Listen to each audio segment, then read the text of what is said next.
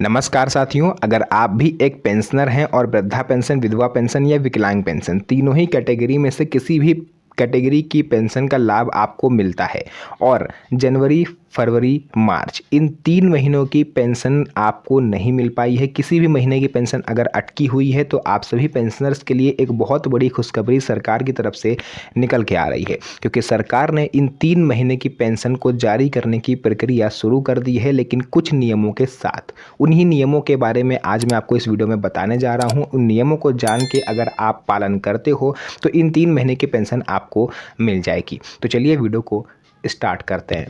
तो साथियों, सबसे पहले तो देखिए, यहाँ पर जनवरी, फरवरी, मार्च की पेंशन जिनको नहीं मिली है उनके लिए मैं यहाँ पर बताऊँगा, फिर कुछ नियम बताऊँगा जो आपको मानने पड़ेंगे। तो सरकार की ओर से ये जानकारी दी गई है कि पेंशन धारकों को जनवरी, फरवरी और मार्च महीने की पेंशन जिनको नहीं मिली थी उनके खातों में अब बकाया पेंशन राशि ट्रांसफ़र होने की प्रक्रिया सरकार की तरफ से शुरू कर दी गई है।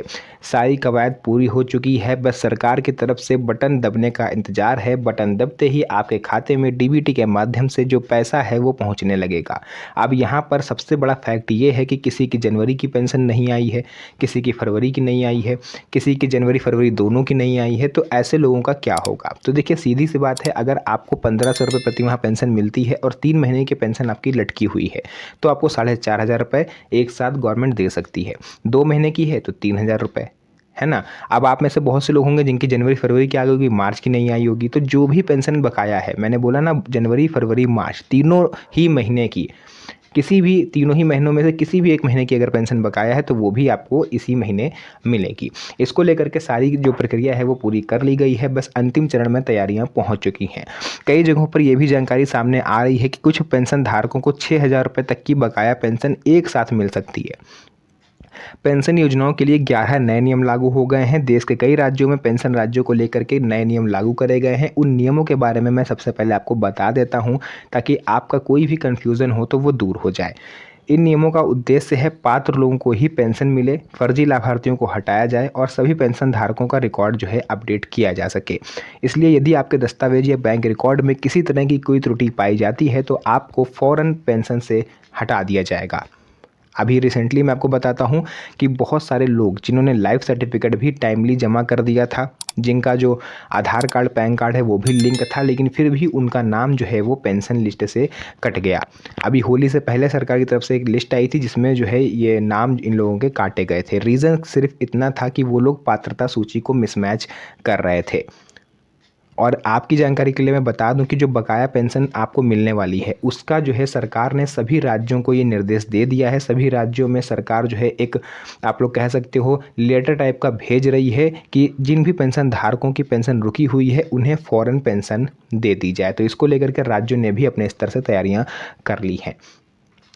तो अलग अलग राज्यों में अलग अलग पेंशन राशि है। उदाहरण के लिए जैसे हरियाणा में लगभग 3000 रुपये तक की पेंशन आपको मिलती है, दिल्ली में 2500 के आसपास है, राजस्थान 1150 से बढ़ करके 1450 रुपये हो सकती है। मैंने पिछले ही महीने आपको बताया था कि सरकार इसका प्रस्ताव लेके आ रही है, तो हो सकता है कि नेक्स्ट मंथ से या इसी मंथ से आपको ये भी देखने को मिले। उत्तर प्रदेश सरकार में जो 1000 रुपये की पेंशन राशि आपको मिलती थी वृद्धा, विधवा और बुजुर्ग लोगों को, सरकार ने 500 रुपये का उसमें इंक्रीमेंट कर दिया है। उत्तर प्रदेश में अब 1000 रुपये की जगह 1500 रुपये प्रति माह सभी पेंशन धारकों को पेंशन मिलने जा रही है। ये सरकार की तरफ से आदेश भी आ चुका है मुख्यमंत्री योगी आदित्यनाथ जी की तरफ से। अगर हो सका तो मैं यहाँ पर एक इमेज भी लगा दूंगा, आप उसको देख भी सकते हो कि ये सरकार ने कहा है। अदरवाइज़ आप खुद भी गूगल या फिर यूट्यूब से सर्च करके आप देख सकते हो। गुजरात में करीब 1000 रुपये के आसपास मिलती है, यानी देश एक है लेकिन पेंशन राशि अलग अलग। बिहार में अभी 400 थी, अभी रिसेंटली बढ़ के 1100 हुई है 5 से 6 महीना पहले। उत्तर प्रदेश में 1000, झारखंड में 2500, राजस्थान में 1150, 12 या 1250 के आसपास। तो पेंशनर्स का कहना है कि ये अलग अलग पेंशन राशि सरकार जो देती है इससे लोगों के मन में भेदभाव उत्पन्न होता है। अब यहाँ के लोग, पता है यूपी के लोग क्या सोचते हैं कि झारखंड के लोगों को 2500 क्यों मिल रहे हैं। यही चीज़ सेम आप सोचो, यूपी में और दिल्ली में कितना अंतर है। दिल्ली में भी लगभग 2500 के आसपास मिलता है। तो ये चीज़, इसको लेकर के जो पेंशनर्स हैं वो आप लोग देखोगे आमतौर पर प्रदर्शन करते रहते हैं। वन नेशन वन पेंशन की मांग करी जा रही है पेंशनर की तरफ से।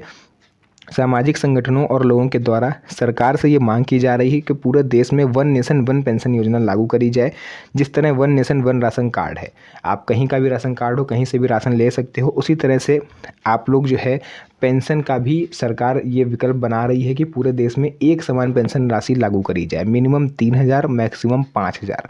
मैं आपको बताता हूँ, कई संगठनों ने सरकार से ये भी मांग करी है कि बुजुर्गों को कम से कम 3,000 रुपये प्रति माह से 5,000 रुपये प्रति माह के आसपास दिया जाए, क्योंकि आजकल 1,000 रुपये में कुछ भी नहीं होता। अभी सिलेंडर की कीमतें ही आप देख लो, लगभग 1,000 क्रॉस कर रही हैं। तो फिर सिलेंडर अगर ले आएंगे तो बुजुर्ग आदमी खाएगा पिएगा क्या?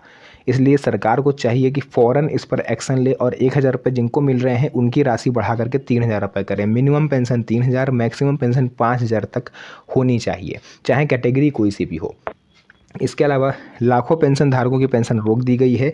जांच के दौरान ये पता चला कि कई जगहों पर लाखों पेंशन धारकों की पेंशन अटकी हुई है। इसमें कई कारण हो सकते हैं। उम्र की पात्रता पूरी ना होना, लाभार्थी की मृत्यु हो जाना, गलत दस्तावेज या किसी तरह से रिकॉर्ड में गड़बड़ी करी गई। तो अगर आप भी इस कैटेगरी में आते हैं, आपने भी कोई फर्जीवाड़ा किया है, तो आपकी भी पेंशन होल्ड कर दी जाएगी। पेंशन शिकायत के लिए हेल्प डेस्क शुरू। अगर आपकी पेंशन रोक दी गई और आपको ये लगता है कि यार हम तो पात्र थे, हमारी पेंशन क्यों रोकी गई है, तो इसके लिए आप हेल्प डेस्क से मदद ले सकते हो।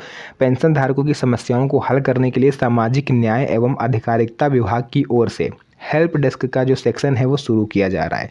इस हेल्प डेस्क के माध्यम से पेंशन से जुड़ी आप शिकायत दर्ज करा सकते हो, अपनी समस्या बता सकते हो और अधिकारियों से इसका समाधान आप पा सकते हो। अभी तक सीधे तौर पर पेंशनर्स के लिए कोई भी हेल्प डेस्क नहीं है। अगर किसी भी पेंशनर को किसी भी चीज़ से रिलेटेड कोई भी समस्या होती है, तो वो या तो हम जैसे क्रिएटर्स की वीडियो देखता है, हम लोगों से सवाल पूछते हैं, या फिर वो उस सवाल का जवाब अपने में ही तलाशते रहते हैं, आस पड़ोसियों से पूछते रहते हैं, पर उनको जवाब कहीं मिलता नहीं है। तो मैं आपसे कहना चाहता हूँ, अगर आपके मन में कोई भी डाउट है, कोई भी पेंशन को लेकर के, किसी भी चीज़ को लेकर के कोई भी सवाल है, तो आप निसंकोच कमेंट सेक्शन में लिख दीजिए। मेरी तरफ से उसका रिप्लाई आपको दे दिया जाएगा। अगर मेरे हक में, मेरे क्षेत्र में वो चीज़ हुई, तो मैं उसकी मदद भी आपको, हर संभव मदद मैं आपकी करूँगा। तो बस आपकी जो भी परेशानी हो पेंशन से रिलेटेड, आप कमेंट सेक्शन में लिख दो।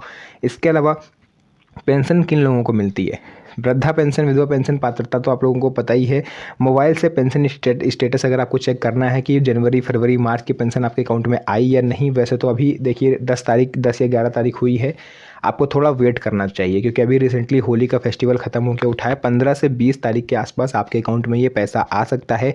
अब बात करते हैं कि इसका स्टेटस चेक कैसे करेंगे। तो स्टेटस चेक करने के लिए सबसे पहले आपको गूगल पर चले जाना है। गूगल पर आप PFMS लिखोगे, PFMS.gov.in।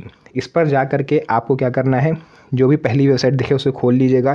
कैटेगरी में एनी अदर एक्सटर्नल पर आपको क्लिक करना है या पेंशनर्स पर क्लिक कर देना है। उसमें आपको अपनी एप्लीकेशन ID भर के सर्च करना है। आपको आपका स्टेटस दिखने लगेगा कि जो पेंशन है वो पेंडिंग में है या आपके अकाउंट में आ चुकी है। तो इस तरह से आप पेंशन का स्टेटस भी चेक कर सकते हो। पेंशन रुकने के 3 सबसे बड़े कारण हैं। अगर अभी भी जनवरी, फरवरी, मार्च की पेंशन आपके अकाउंट में नहीं आती है, तो उसके 3 मेन रीज़न हो सकते हैं। जैसे आधार हो सकता है आपने लिंक ना करा हो, NPCI लिंक ना करना, eKYC अधूरा होना।